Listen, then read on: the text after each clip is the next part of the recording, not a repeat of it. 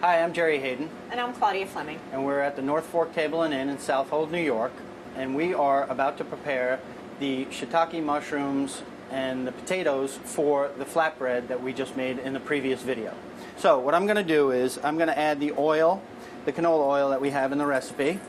And I like to put in whole butter at this point. We're going to add our mushrooms.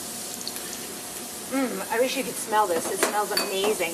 Okay, and as you can see, you have a high heat here, but you want to add your butter and then your mushrooms right away. What that does is the mushrooms take down the temperature of the pan. And we let this cook for about, I'd say about a minute.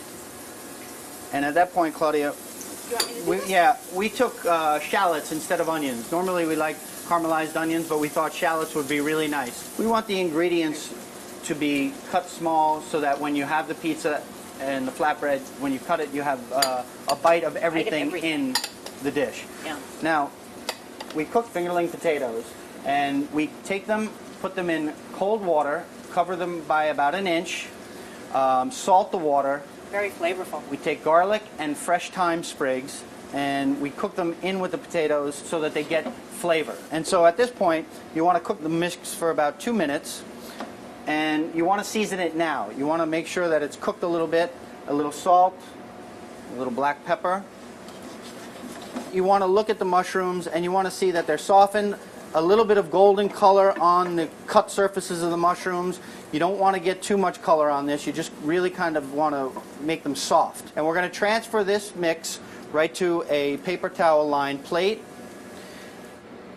and leave it like so. And at this point, we're going to assemble the flatbread now. And to assemble it, we have all our ingredients in front of us, which we spoke about before. Look at We this. have the sliced discs of fingerling potatoes, which have been cooked in garlic and thyme. We have the mushrooms and the shallots that we just sauteed. We have fresh thyme leaves, a little salt, a little black pepper, and the piece de resistance, or the thing that is really the exotic aphrodisiac of this whole dish, is the white truffle oil. White truffle oil is something that you can put on your flatbread, all over your body if you'd like. That'd be fine. Honey. Okay, so Claudia, would you help me in doing this? Sure. We're going to take those fingerlings and we'll spread them all over the dough. I want to talk about my flatbread a Okay. little bit more.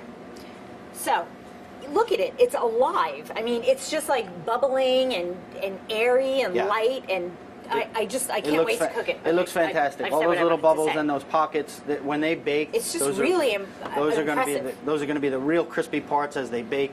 It's those magic. I mean, it's water and yeast and a little salt, and that's it. And it's like incredible. Okay, am I doing the right thing? And honey? just spread them all over. Then we're going to brush it with the extra virgin olive oil so that the potatoes have a little oil on them and a little bit more flavor. And then what we'll do is, as she's putting the olive oil to give the potatoes some flavor, I'm sprinkling the thyme leaves all over so that you get a little bit of thyme in each bite. And then we both put on the mushrooms. Both do this? All right? Sprinkle it. And then, like I said, the white truffle oil. I love that. We're going to drizzle all over. Look at that. Isn't that gorgeous? It really looks beautiful. We're going to bake this at 475, and you want a really, really high heat because you want it to cook quickly, and it'll rise and crisp up really, really beautifully. And it'll also help at a high temperature with the oil on the bottom of the pan. That will get the dough crisp on the bottom as well. Now, we have creme fraiche. While the flatbread is baking in the oven, we like to have the creme fraiche and just a touch more truffle oil. You can never have enough truffle. Have too much truffle oil. And we're going to mix the two. Would you want to whisk that up? Yeah. Okay. And that is for a perfect condiment to put on the flatbread after it comes out of the oven.